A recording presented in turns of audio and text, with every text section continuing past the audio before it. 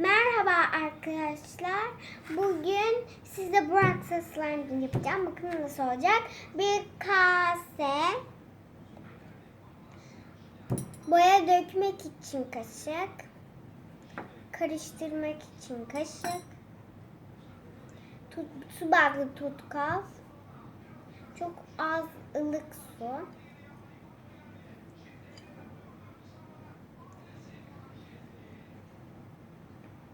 boya ve persil kullanacağım.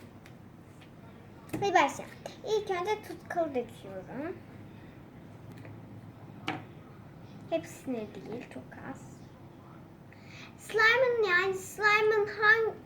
nasıl bir büyüklükte olmasını istiyorsanız o kadar tutkal dökün.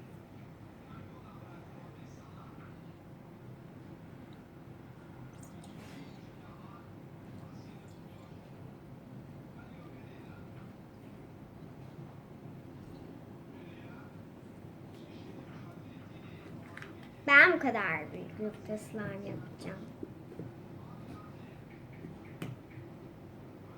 Siz ne kadar büyüklükte slime istiyorsanız o kadar dökün ama ben bu kadar dökeyim. Şimdi ılık suyumuzu koyuyoruz. Çok az. Yani zaten burada az var ama ben hepsini dökmeyeceğim. Çok az koyacağım çünkü.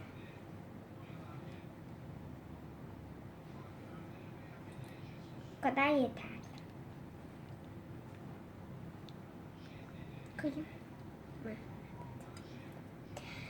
Şimdi karıştırıyoruz. İyice tutkalı suyu yediriyorum yani.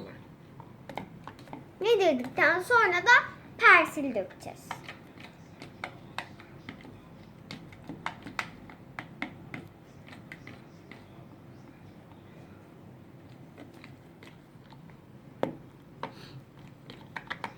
Tamam.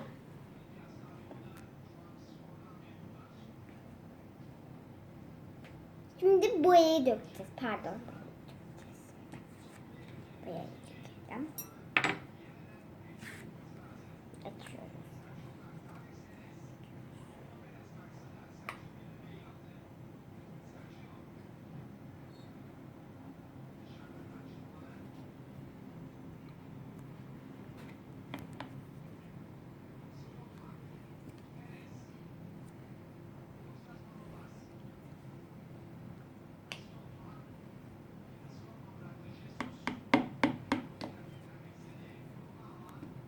Tamam herhalde. Değil mi? Tamam. Şimdi Şimdi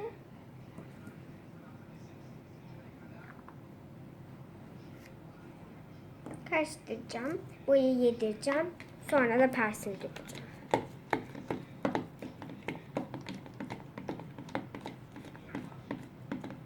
Ben böyle kullandım. Siz ilerleyen zamanlarda daha güzel boyalar da asıl bunu slime haline getirecek persil.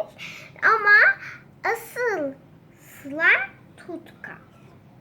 Yani tutkalı ne kadar çok koyarsanız o kadar çok büyük bir slime'ınız olur. Ne kadar az koyarsanız o kadar da az slime'ınız olur. Anlattın mı?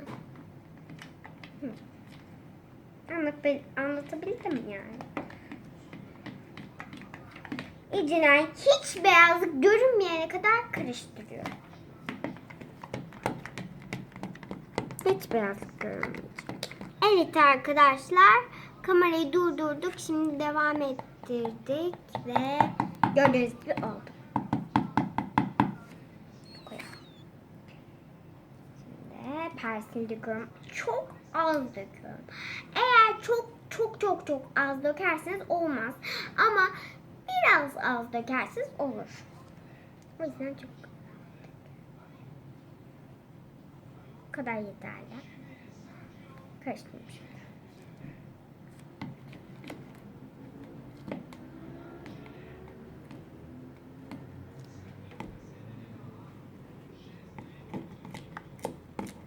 Evet, olmaya başladı. Bence birazcık daha Pensil gerekecek. O yüzden pensil.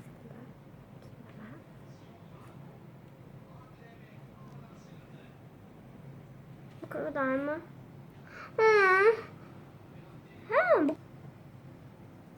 Şimdi biraz. Evet arkadaşlar çok kaçırdım ama siz çok kaçırmayın. Söyleyeyim yani. Ama slime olur, korkmayın yani. Slime olur, merak etmeyin.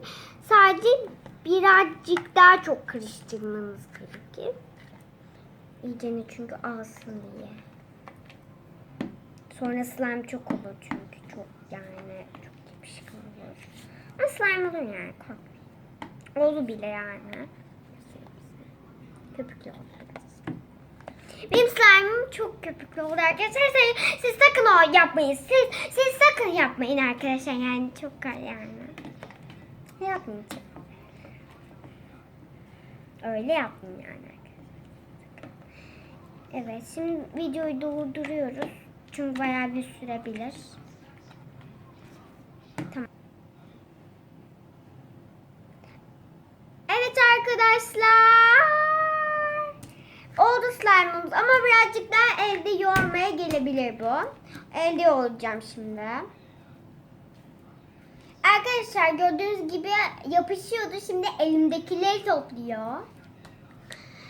Arkadaşlar bu slime yani çok da kaçırdım ama inanılmaz güzel oldu. Yani siz kaçırmayın ama çok güzel oldu arkadaşlar böyle bir slime yani. Uzamıyor. Biraz sert. Yani bakın.